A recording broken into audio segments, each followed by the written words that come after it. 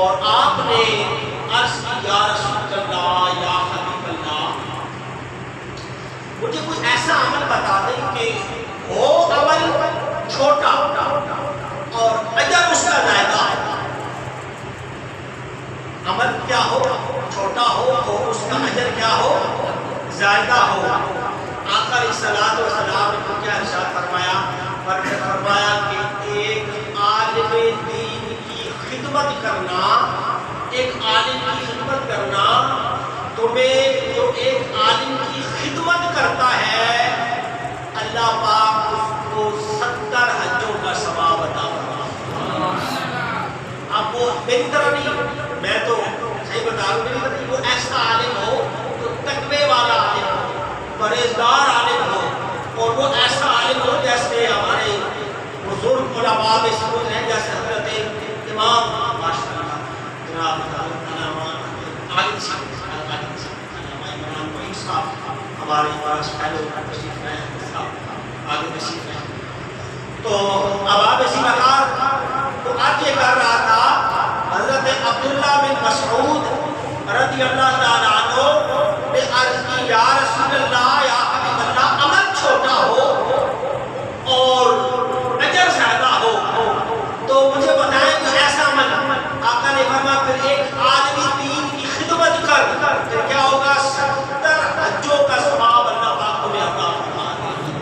یہ عالمی دین کی بات کی جا رہی ہے, تو متقی ہو, پرہیزگار ہو. اور جیسے حضرت امام احمد شاہ درانی رحمۃ اللہ تعالیٰ نے جیسی شخصیات تھی, حضرت مولانا استاد خان نیازی رحمۃ اللہ تعالیٰ نے جیسی شخصیات تھی کہ جب 1974 میں یہ اسمبلی کے اندر قانون پاس ہوتا تھا غزلیوں کو قانون بنا کر کافر کے لیے ان کو کافر دلوانے کے لیے, تو نورانی صاحب اس کا اچھے لیڈر تھے, تو انہوں نے سب سے یہ سین کروائے.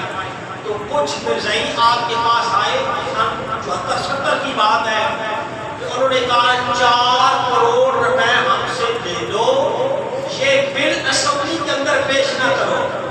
آج تو لوگ جو ہے وہ ایک بٹن کڑھائی میں بک جاتے ہیں, مسئلے کو تبدیل کر دیتے ہیں, چاپلوس بن جاتے ہیں اور چاپلوسی کرنا شروع کر دیتے ہیں. وہ تو ایک بٹن کڑھائی میں بک جاتے ہیں. عالم ایسا ہوتا ہے کہ 4 کروڑ کو آفر کی کہ تم یہ بل اسمبلی میں پیش نہ کرو. آپ نے فرمایا تم میرے کمرے سے نکل جاؤ, میں نے سودا میرا ہو گیا ہے, میں نے سودا کر لیا. انہوں نے کہا ہم سے بھی زیادہ کسی نے آپ کو پیسے دیے, 4 کروڑ بڑی ہوتے ہیں. فرمایا ہاں مجھے جو ہے اس سے بھی زیادہ ملے ہیں. فرمایا وہ کہاں؟ فرمایا میرا سودا مدینے کے بازار میں ہو چکا ہے. میرا سودا کہاں ہو چکا ہے؟ مدینے کے بازار میں ہو چکا, میں بھی چکا ہوں, تم چلے جاؤ. تو 4 کروڑ کو ٹھوکر لگا دی. وہ اب کرنے کا مطلب یہ کہ عالم ایسا ہوتا ہے کہ جب ایسے عالم جو متقی اور جو پرہیزگار ہوتے ہیں, ایسا عالم جو متقی عالم ہوتا ہے, آقا علیہ الصلوۃ والسلام نے ارشاد فرمایا کہ اس کی جو ہے جو خدمت کی جائے اور ایک دفعہ اس کی خدمت کی جائے, اللہ پاک اسے 70 حجوں کا ثواب عطا فرمائے. اب آپ اسی مقام آگے آ جائیں. اور یہ حج تو جن کے والدین حیات ہیں, اللہ رب العزت سے دعا ہے کہ اللہ پاک ان کو اپنے والدین کی خدمت کی توفیق عطا فرمائے. اللہ پاک ان کے ساتھ حسن سلوک کرنے کی توفیق عطا فرمائے. اور چونکہ یہ جب والدین دنیا سے چلے جاتے ہیں تو پھر انسان کو قدر ہوتی ہے, جب حیات ہوتے ہیں تو قدر نہیں ہوتا. وہ والدین جو بندے کو 30-35 سال دکھاتے ہیں, پڑھاتے ہیں, اور پھر وہ بچہ جب افسر بن جاتا ہے, پھر وہ شہادات میں کئی میں ان لوگوں کو جانتا بھی ہوں کہ وہ جب پڑھ لکھ جاتے ہیں اور بڑے سیٹ پر پہنچ جاتے ہیں, پھر وہ والد کی قدر کرنا بھی چھوڑ دیتے ہیں. والد کو بھی جو ہے وہ اس کے ساتھ اس کے سلوک اور ان کے ساتھ بھی جو رویہ ان کا بدل جاتا ہے, وہ والد کے لیے بھی افسر بن جاتے ہیں. فرمایا نہیں, یہ جو تم آج دنیا تمہاری عزت کر رہی ہے نا, آج دنیا جو تمہیں سلوک کرتی ہے, آج تم جو بڑا مقام ہے تمہارا, جہاں جاتے ہو لوگ تمہارے اوپر پھول کی پتیاں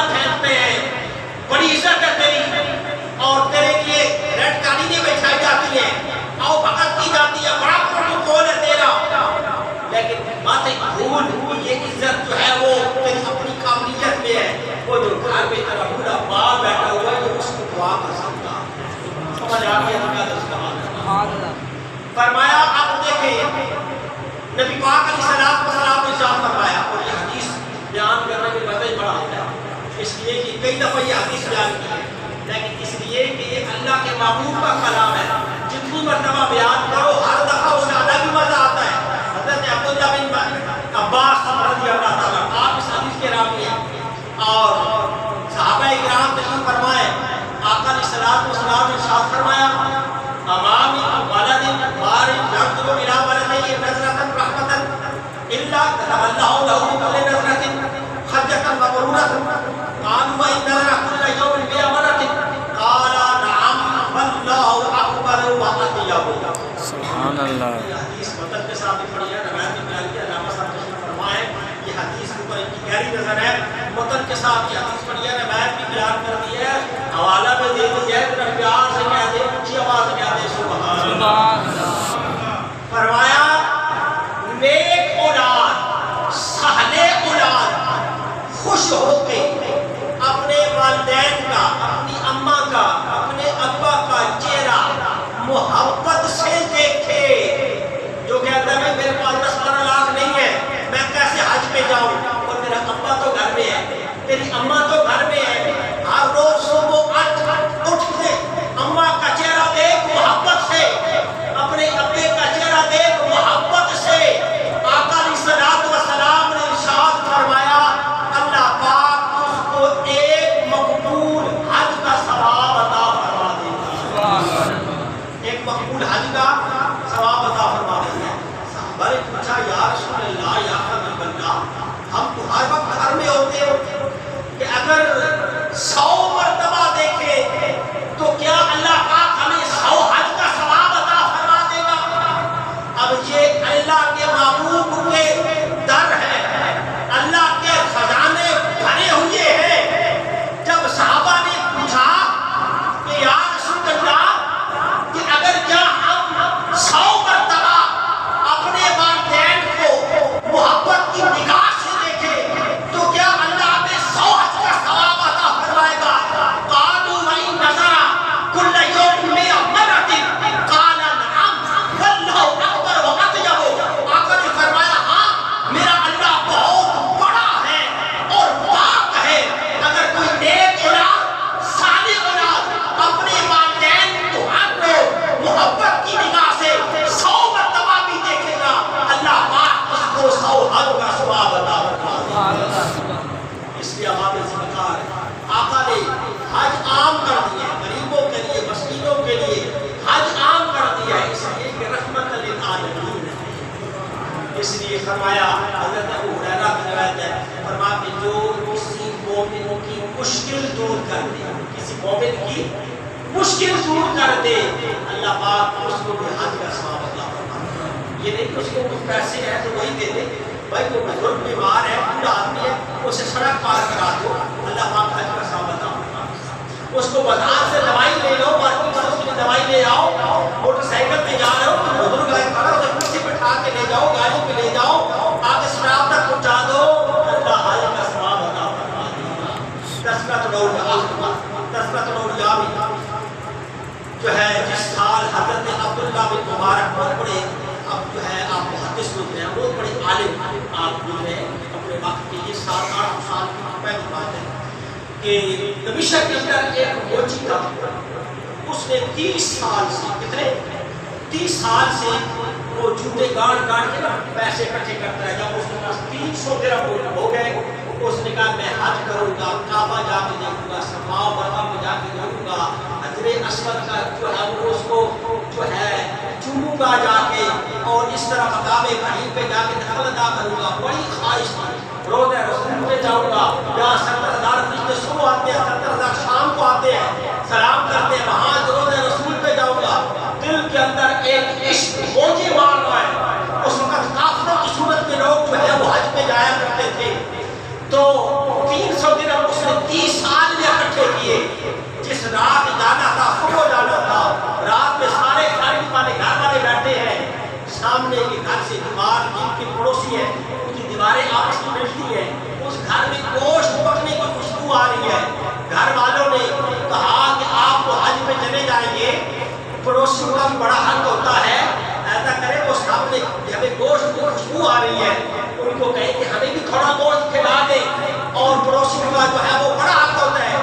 وہ گیا صبح جس نے حج پہ جانا تھا, جس کا نام تھا علی بن الگوفہ, دروازے پر دستک دی, آواز دی کہ ہم آپ کے پڑوسی ہیں, آپ کے ہاں گوشت پک رہا ہے تو ہمیں تھوڑا سا سودا دے دو, تھوڑا گوشت دے دو. میری بیوی کی بڑی خواہش ہے, وہ اس کا دل چاہ رہے ہیں, تو ہم پڑوسیوں کا بڑا حق ہوتا ہے.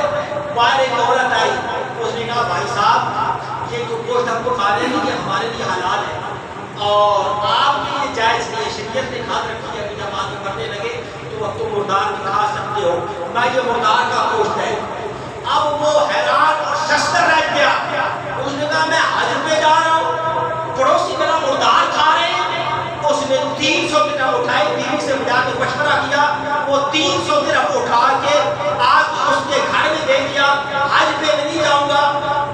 جب صبح لوگ آئے, برادری والے ملنے کے لیے آئے, کافلے والے آئے کہ حج کی تیاری کرو, کوئی ہاتھ چھوم رہا ہے, کوئی منہ چھوم رہا ہے, کوئی مبارکباد دے رہا ہے. اب وہ دل ہی دل کے اندر پریشان ہے. اس نے کہا بھائی میں حج پہ نہیں جا رہا. جب اتنا کہا ایک سکتہ طاری ہو گیا. اب لوگوں نے تانا زنی شروع کر دی.